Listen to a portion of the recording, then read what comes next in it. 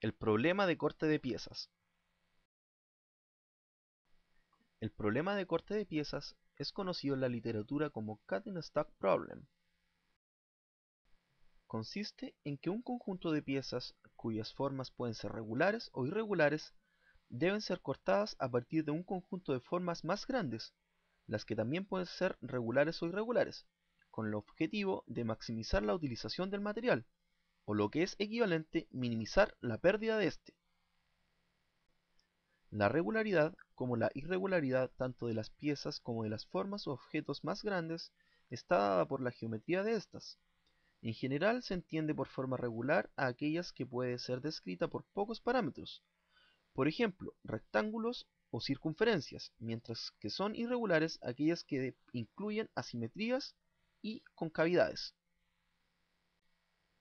El problema unidimensional consiste en cortar las piezas en un solo sentido, como por ejemplo, el corte de cables de tendido eléctrico o el corte de madera en la construcción de una casa. Tenemos piezas de stock a ser cortadas y las piezas demandadas. Y el objetivo de este problema es minimizar las pérdidas. Resolveremos mediante la técnica del primer corte. Las piezas se cortan en el orden en que se encuentran, es decir, para nuestro ejemplo se corta desde la pieza 1 hasta la pieza 6 en orden numérico. Primero se asignan las piezas 1 y 2 en la primera pieza de stock. Como la tercera pieza no alcanza, entonces se pasa a la siguiente pieza, que es la cuarta. Como la quinta ni la sexta tampoco alcanzan a ser cortadas dentro de este stock, se procede a cortar la siguiente pieza de stock asumiendo la pérdida correspondiente. En la segunda pieza de stock solo se alcanza a realizar el corte de la pieza 3, ya que la pieza 5 se pasa del límite, por lo que debe ser cortada en otra pieza de stock. Finalmente, la pieza 6 se corta en la última pieza de stock a utilizar, asumiendo las pérdidas correspondientes. A diferencia del método anterior, en este se ordenan las piezas de mayor a menor tamaño, y luego se procede de forma similar. Entonces, de la primera pieza de stock, cortamos la pieza demanda 6, luego intentamos cortar la pieza 3, como no alcanza pasamos a la pieza 1, que tampoco alcanza, hasta llegar finalmente a la única pieza que es posible cortar, la pieza 4, asumiendo también la pérdida correspondiente. Luego pasamos a la siguiente pieza stock, en la cual se corta la pieza 3, que es la que quedó en lista de espera. Como ya no es posible cortar otra pieza, también asumimos la pérdida para esta unidad de stock. En la siguiente pieza a cortar, siguiendo el orden definido inicialmente, cortamos la pieza número 1, luego la 2 y finalmente la pieza 5.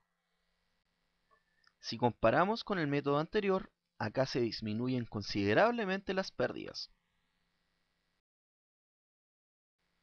Para resolver el problema en dos dimensiones, el criterio a utilizar es: primero ordenar de acuerdo a su área, de mayor a menor, y luego cortar lo más a la izquierda y al fondo posible. Mostraremos cómo se reducen las pérdidas en el corte de una placa para la ilustración inicial.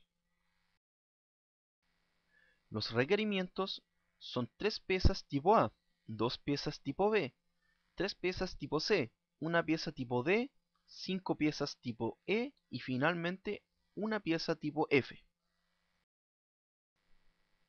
Luego ordenamos de mayor a menor de acuerdo a su área, como lo habíamos dicho inicialmente.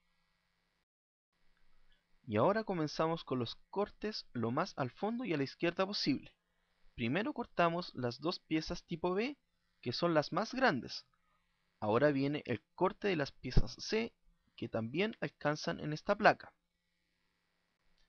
Siguiendo con la secuencia vendría la pieza A, pero no alcanza a ser cortada, por lo que pasamos a la siguiente pieza, que es la E, alcanzando a cortar dos piezas de este tipo. Finalmente cortamos la pieza D, quedando el resto de requerimientos para otra pieza stock, reduciendo considerablemente la pérdida de material en relación a la figura antigua.